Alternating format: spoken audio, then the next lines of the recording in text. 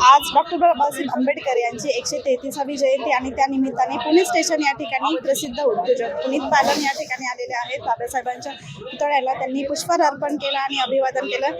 Sir, आज बाबासाहेबांची 133वी जयंती आहे, काय भावना आहेत आणि बाबासाहेबांचे कुठले विचार तुम्हाला नेहमी प्रेरित करतात? आज भारतरत्न डॉक्टर बाबासाहेब आंबेडकर यांची 133वी जयंती निमित्त आज इथे येऊन पुष्पहार करून अभिवादन केलं आहे।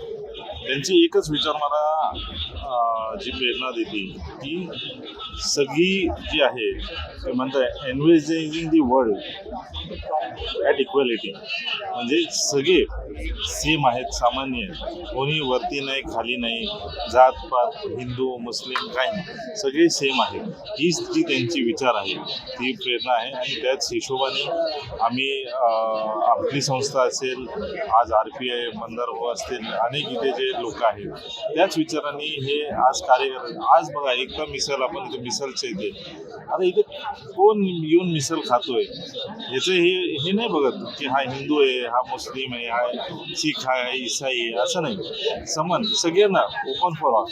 तर ही जी विचार आहे बाबासाहेबांची सर्वात मोठी विचार आहे की looking at the world at equality. आणि दुसरी गोष्ट याच्यात जी आहे, जे लोक अनेक चर्चा करतात की संविधान बदलणार आहे, संविधान बदलणार, ते शक्यच नाही। जे बाबासाहेबांनी संविधान लिहिली आहे ते ह्या जगात नाही, पुढच्या जगात नाही, कधीच बदलू नाही शकत, कारण त्यांनी जी संविधान लिहिली ती तशीच राहील। आणि मी अपेक्षा करेल की वर्ल्ड ऑफ इक्वॅलिटी जी म्हणतो ती लोकांनी त्यांच्याकडनं ही प्रेरणा घेऊन की वर्ल्ड पूर्ण जगाला इक्वॅलिटीकडे बघावी, हीच मी सगळ्यांना आवाहन पण केलं। आणि आज या जयंतीनिमित्त मी बाबासाहेबांना अभिवादन।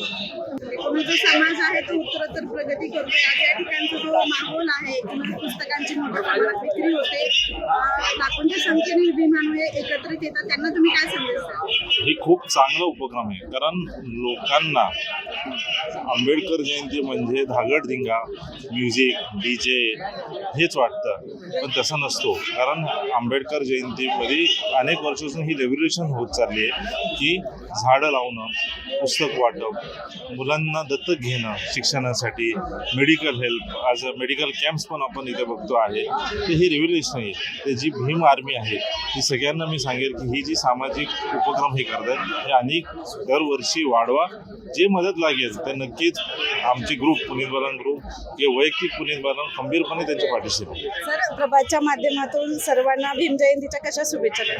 मी सर्वांना आज भारतरत्न डॉक्टर बाबासाहेब आंबेडकर यांची 133वी जयंतीची शुभेच्छा देतो। जय भीम।